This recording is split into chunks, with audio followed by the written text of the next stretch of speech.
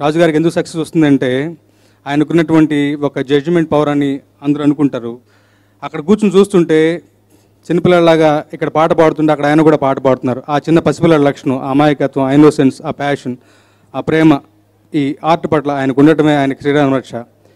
అలాంటి రాజుగారితో అసోసియేషన్ ఎప్పుడు సదా నాకు వాంఛనీయమైనటువంటి విషయం, చాలా సంతోషమైన విషయం. నన్ను ఈ సినిమాలో అన్ని పాటలకు గాను నమ్మారు. ఆ నమ్మకాన్ని వమ్ము చేయకుండా రాజుగారి గంగాళంలో శ్రేష్టమైన పాలే పోసారని నమ్ముతూ ఉన్నాను.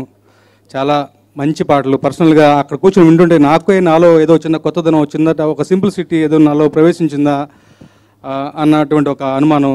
నిజంగా థ్యాంక్స్ అరవింద్ గారికి, రవికిషోర్ గారికి కృతజ్ఞతలు. అంటే ఒక నుంచి నమ్మకాన్ని బలపరిచారు.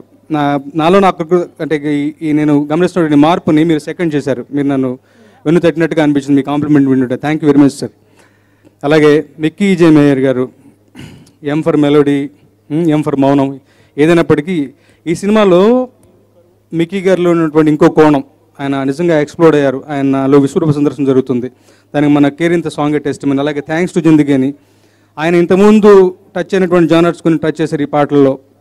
సో ఈ ఆల్బమ్ నిజంగా ఆ రకంగా ఒక కంప్లీట్ ఆల్బమ్. జగత్ గోబరా సాంగ్ అయితేనేమి, థ్యాంక్స్ టు జిందగీ సాంగ్ అయితేనేమి, కేరింత టైటిల్ సాంగ్ అయితేనేమి, తర్వాత ఏ కథ అన్నటువంటి క్లైమాక్స్ సాంగ్ అయితేనేమి, రకరకాల జానర్స్ అన్ని రకాలైన ఒక ఫుల్ మీల్స్లో ఉండేటువంటి ఆల్బమ్ కుదిరింది. థ్యాంక్స్ మిక్కీ గారు. అలాగే మీతో ఉండే వెంకట్ గారికి కూడా థ్యాంక్స్. ఎందుకంటే నేను రాసినటువంటి మాటని అచ్చమైన తెలుగు స్పష్టంగా పలికేలాగా సింగర్స్ వాళ్ళకి ట్రైనింగ్ నుంచి జాగ్రత్తగా ఆయన్ని విస్మరించలేను నేను.